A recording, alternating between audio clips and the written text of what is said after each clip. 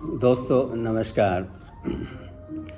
आज की कविता का शीर्षक है तेरे घर के द्वार बहुत हैं और इसके लेखक हैं मशहूर कवि मैथिली शरण जी गुप्त। एक भक्त भगवान के दरबार के बाहर खड़ा होके उनके दर्शन का इच्छुक है और अचानक उसे महसूस होता है कि इस दरबार में जाने के लिए तो द्वार बहुत ही ज़्यादा हैं। तो बाहर खड़ा होकर हाथ जोड़कर वो भगवान से कहता है, तेरे घर के द्वार बहुत हैं, किसमें होकर आऊँ मैं। सब द्वारों पर भीड़ मची है, कैसे भीतर आऊँ मैं। तेरे घर के द्वार बहुत हैं, किसमें होकर आऊँ मैं। सब द्वारों पर भीड़ मची है, कैसे भीतर आऊँ मैं। द्वारपाल भय दिखलाते हैं, कुछ ही जन जाने पाते हैं। शेष सभी धक्के खाते हैं, क्यों कर घुसने पाऊँ मैं। तेरे घर के द्वार बहुत हैं, किसमें होकर आऊँ मैं। तेरी विभव कल्पना करके, तेरी विभय कल्पना करके। विभय का मतलब होता है ऐश्वर्य। भगवान का जो ऐश्वर्य है, शक्ति है, संपत्ति है, वैभव। तेरे वैभव की कल्पना करके उसके वर्णन से मन भर के भूल रहे हैं जन बाहर के, कैसे तुझे भुलाऊं मैं।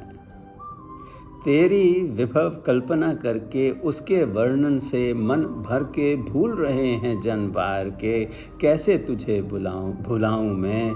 तेरे घर के द्वार बहुत हैं, किसमें होकर आऊं मैं। बीत चुकी है बेला सारी, दिन ढल गया, प्रवेश नहीं हो पाया। बीत चुकी है बेला सारी, किंतु न आई मेरी बारी। करूं कुटी की अब तैयारी, वहीं बैठ गुनगाऊं मैं। तेरे घर के द्वार बहुत हैं, किसमें होकर आऊं मैं। तो उसने सोचा अब तो मैं अपने घर जाके ही तेरे दर्शन करूंगा। और आगे देखिए क्या नज़ारा है। कुटी खोल भीतर जाऊं मैं। कुटी खोल, अपनी कुटी को खोल कर भीतर जाता हूँ तो वैसा ही रह जाता हूँ। कुटी खोल भीतर जाता हूँ तो वैसा ही रह जाता हूँ। तुझको ये कहते पाता हूँ, तुझको ये कहते पाता हूँ। अतिथि कहो क्या लाऊं मैं। भगवान तेरे घर के द्वार बहुत हैं, किसमें होकर आऊं मैं।